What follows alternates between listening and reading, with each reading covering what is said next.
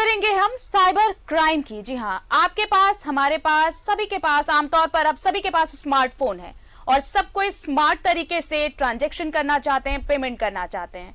लेकिन ऐसे में साइबर क्राइम भी खूब फल फूल रहा है और साइबर अपराध के लिए तो जामताड़ा सालों से बदनाम रहा है। लेकिन अब जामताड़ा से सटे धनबाद में भी इसकी दस्तक मिलने लगी है। यहाँ दक्षिण भारत का गैंग अपराध को अंजाम दे रहा है। धनबाद पुलिस ने ऐसे 3 संदिग्ध नव युवकों को हिरासत में लिया है।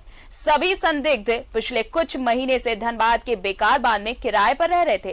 फ्लैट में एक साथ कई युवकों को देख बिल्डिंग के दूसरे लोगों की शिकायत पर पुलिस ने जब छापेमारी की, सभी को हिरासत में लिया तो पर्दाफाश हुआ कि आखिर यहां से कैसे साइबर क्राइम को अंजाम दिया जाता था। रिपोर्ट देखिए। हिरासत में 13 साइबर संदिग्ध युवक, 14 मोबाइल और 2 लैपटॉप जब्त। बेकार बांध में किराए पर रहते थे संदिग्ध।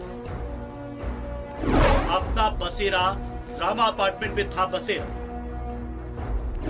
सभी युवक हैदराबाद और दूसरे शहरों से। सरगना विक्रम मोबाइल पर कराता था उनसे कॉल। छापामारी की खबर पाकर सरगना हुआ फरार। ये युवक आज अपना चेहरा छिपा रहे हैं क्योंकि ये साइबर अपराध के संदिग्ध हैं और धनबाद पुलिस ने इन्हें हिरासत में लिया है। सभी दक्षिण भारत के हैं और बेकार बांध के एक अपार्टमेंट में पिछले कुछ माह से किराए पर रह रहे थे। बड़ी संख्या में रह रहे लोगों पर संदेह हुआ और पुलिस को सूचना दी। पुलिस जैसी पूछताछ के लिए पहुंची, युवकों ने अपना मोबाइल बिल्डिंग से बाहर फेंकना शुरू कर दिया और इससे पुलिस को संदेह हुआ और सभी युवकों को हिरासत में ले लिया गया। कितना दिन से यहाँ है? एक हफ्ते तो कौन लाया कौन यहाँ पे तुम लोग को? विक्रम करके नाम है। फोन दिया था साहब। फोन किया था गाली? कहाँ फोन किए थे? नंबर दिया था 4-5 दिन को। हिरासत में लिए गए युवकों की निशानदेही पर उनके कथित सरगना विक्रम की तलाश में पुलिस ने कई स्थान पर छापा मारा, लेकिन वो चकमा देकर फरार हो गया। पुलिस को बिल्डिंग के नीचे से एक और मोबाइल और लैपटॉप मिला। अपराधी लोग संदिग्ध अवस्था में पाए गए तो रात को ही धनबाद थाना पुलिस रेड की है और लैपटॉप और मोबाइल वगैरह जब्त करके वो लोग को अभी ले गया है। कितना लड़का लोग को ले गया है? 13। तो सब क्या कितने दिन से किराए पर रह रहे थे? मेन जो था वो भाग गया। ये जहाँ तक पता चला कि 6 महीने से लोग रह रहे थे। अभी तो हम लोग उस पर जांच कर रहे हैं कि क्या बात, कौन लोग हैं, क्या है। अभी पूरा डिटेल्स नहीं आया है। हमारी जो साइबर की टीम है वो लगी हुई है कि क्या अभी हम लोग जब तक पूरा डिटेल्स नहीं आएगा इस संबंध में आगे हम लोग कुछ ज़्यादा कुछ नहीं बता पाएंगे, लेकिन डिटेल्स हम लोग लेने का प्रयास कर रहे हैं। फिलहाल पुलिस की पूछताछ जारी, लेकिन युवाओं के हवाओं से ये तो साफ झलकता है कि दाल में बहुत कुछ काला है जिसकी गहन छानबीन की जरूरत है। न्यूज़ 11 भारत के लिए धनबाद से सहयोगी बंटी के साथ अरुण बंडवाल की रिपोर्ट। तो देखा आपने कैसे कुछ युवक एक किराए पर मकान लेते हैं और उसके बाद वहां से साइबर क्राइम को अंजाम देते हैं। हमारे साथ सहयोगी अरुण जुड़ रहे हैं धनबाद से, सीधे उनका रुख कर लेते हैं। अरुण, देखिए किस तरह से अगर कुछ युवक एक कमरा किराए पर ले रहे हैं, वहां से साइबर क्राइम को अंजाम दे रहे हैं। पहले तो जामताड़ा इस चीज के लिए बदनाम था, लेकिन अब धीरे धीरे धनबाद भी ऐसे क्रिमिनल्स का सेफ जोन बनता जा रहा है।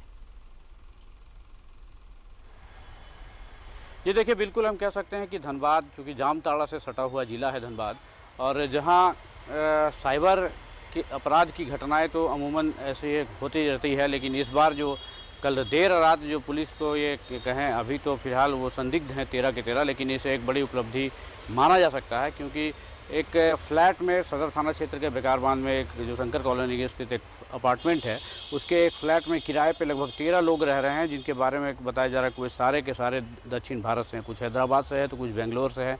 अपने आप को ये कंप्यूटर का एक्सपर्ट बताते हैं और यहाँ पर किसी विक्रम के द्वारा लाया गया था इन्हें, जो यहाँ उन्हें नौकरी दिलाने के नाम पर लेके आया था। लेकिन अब ये क्या काम करते हैं ये तो पता नहीं। जब उनसे हमने जब इस संदर्भ में बात की और जानकारी लेनी चाहिए तो उसने ये बताया, उनमें से एक युवक ने ये बताया कि वो विक्रम ने उन्हें 4-5 फ़ोन नंबर्स दिए थे जिस पे उन्हें फ़ोन करना था, फ़ोन करते थे। तो और जो पुलिस, क्योंकि पुलिस कल रात में ही वहाँ पहुँच गई थी और लगभग 12 से 13 मोबाइल उन्होंने जब्त किया और एक लैपटॉप को भी उन्होंने जब्त किया। इसमें सबसे बड़ी बात देखिए ये है कि ये जब पुलिस के आने की सूचना इन युवकों को मिली तो इन्होंने आधे से अधिक अपना मोबाइल ऊपर बिल्डिंग से नीचे फेंक दिया, जिसे बाद में पुलिस ने रिकवर किया उनकी निशानदेही पे।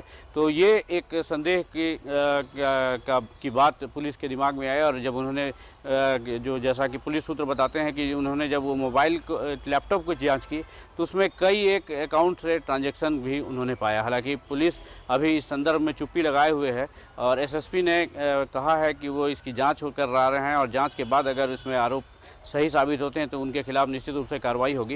लेकिन फिलहाल उन्होंने 13 लोगों के हिरासत 13 युवकों के हिरासत में लिए जाने की बात कर रहे हैं। लेकिन वहीं जो इसका सरगना जो विक्रम बताया जा रहा है वो पुलिस के पकड़ से बाहर हो गया। हालांकि सुबह पुलिस के से उसकी बात हुई थी टेलीफोनिक मोबाइल से और उस चकमा देते हुए वो निकल गया। हालांकि पुलिस कई जगह पर गई भी लेकिन कोई फ़ायदा नहीं हासिल हो पाया। तो हम कह सकते हैं एक बड़ा जो 13 लोगों का और ख़ास करके दूसरे राज्यों के युवकों को यहाँ बुलाकर इस तरह का काम को अंजाम देना ये साइबर अपराधियों की ही दिमाग की उपज हो सकती है और इसके माध्यम से वह आम लोगों को धूर्त बनाकर उसको कैसे ठगने का काम करते हैं ये आए दिन देखा जा सकता है। तो फिलहाल तो ये एक पुलिस की जांच का अनुसंधान का विषय है और इसमें देखने वाली बात होगी कि क्या ये सही में जो ये संदिग्ध हैं वो निर्दोष हैं या फिर इस साइबर गैंग के ये भी एक सदस्य हैं। जी बात पता चल पाएगा। शुक्रिया आपका तमाम जानकारी के लिए अरुण। तो देखिए कैसे बसेरा बनाया और वहां से साइबर क्राइम को अंजाम दिया करते थे और ये दूसरे राज्यों से आए युवक यहां पर भोले भाले लोगों को, सीधे साधे लोगों को अपना निशाना बना रहे थे।